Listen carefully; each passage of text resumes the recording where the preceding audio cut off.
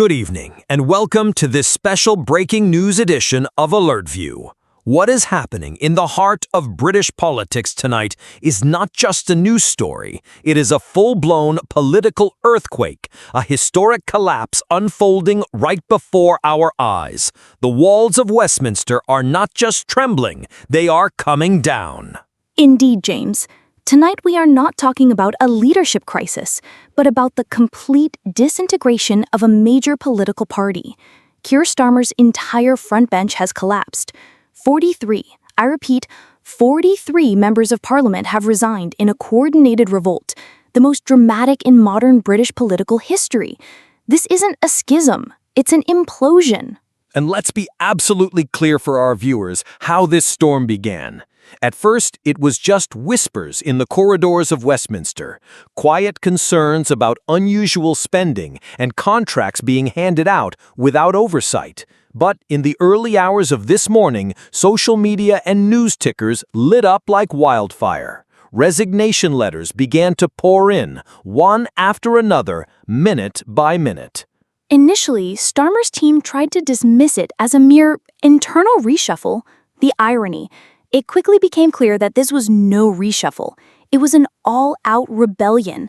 By midday, the count had reached 43 MPs, many of them senior shadow ministers, publicly walking away from their positions.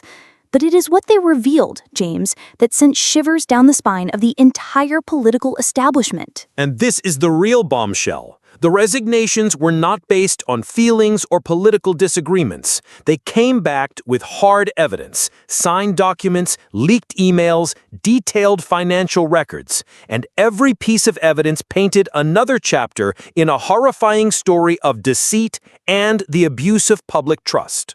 A story that revolves around one unfathomable number: £22 billion.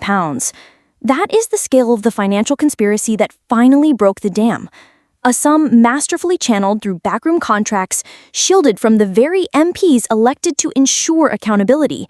This isn't just corruption, it's organized betrayal on an industrial scale. Let's delve into the details of this money, Amelia, because the devil is in the detail.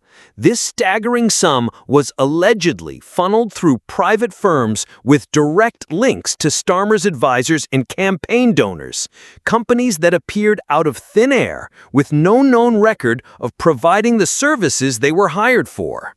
And that is the incredible part.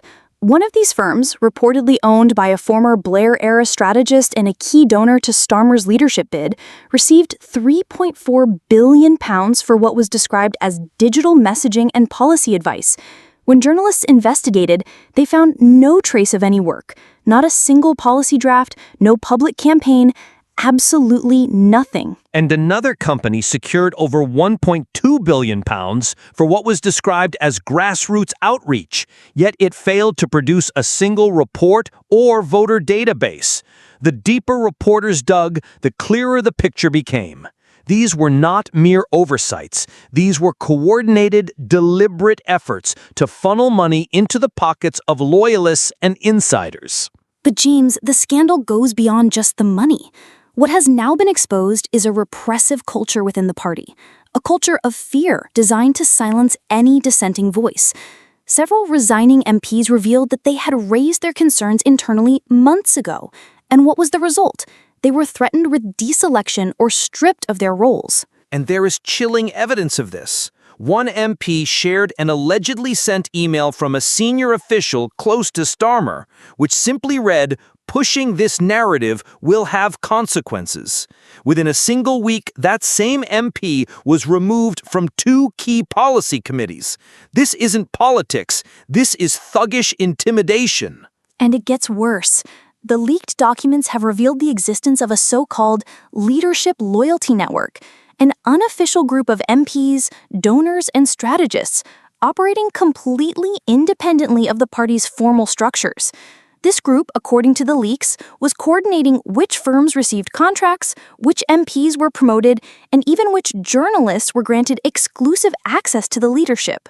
One leaked email chillingly refers to certain MPs as off-message liabilities who needed to be managed or removed.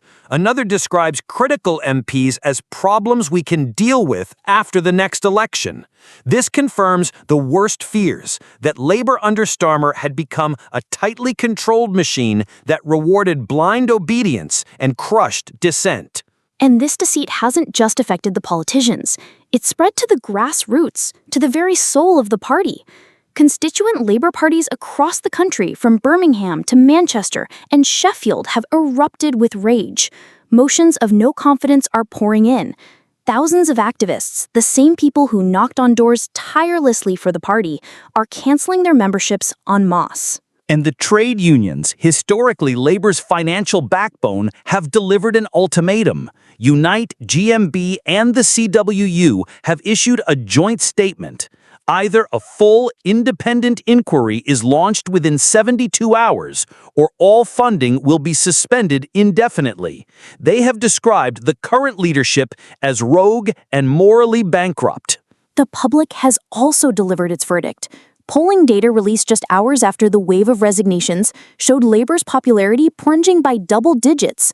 Focus groups described the party as a broken machine, a club for the rich, and worst of all, worse than the Tories. We heard one lifelong voter tell the BBC, "I voted for integrity, and now I see corruption in a red tie. I will never vote for Labour again." And in the midst of all this, how did Starmer respond? He appeared briefly outside his home to give a 90-second statement. He appeared pale, agitated. He repeated talking points about legal compliance and external misrepresentation, but failed to address the core issue. He failed to answer the one question on everyone's lips: where did the £22 billion go? His response was politically tone-deaf, cold, and described by commentators as suicidal. As he was speaking, the other parties were preparing to pounce. The Conservatives are calling for inquiries, Reform UK is demanding his immediate resignation, and the SNP has described Labour as morally bankrupt. And now the story has entered a new and more dangerous phase. A full dossier of the documents has been handed to the National Crime Agency. This means we have moved beyond a political crisis and into a potential criminal investigation. The fallout is no longer just about the end of Starmer's political career. It could involve prosecutions and arrests. One senior party official anonymously described the situation as the political equivalent of Chernobyl. Containment has failed, and we are now just watching the fallout spread. The Labour Party today is a hollow shell, a leadership void, shattered moral authority, and electoral prospects in free fall. The question is no longer what happens next, but rather how much devastation is yet to be uncovered. Every new leak, every new whistleblower who comes forward opens a new, darker chapter in this horrifying saga. And that is the question we leave you with tonight, our viewers. After everything you have heard, do you believe the Labour Party can ever recover from this fatal blow? Or are we witnessing its clinical death live on air? We want to hear your in-depth opinions and analysis in the comment section below. And do not forget to subscribe to AlertView and hit that notification bell, because this story is developing by the hour and we will be here to bring you every single detail. Thank you for watching.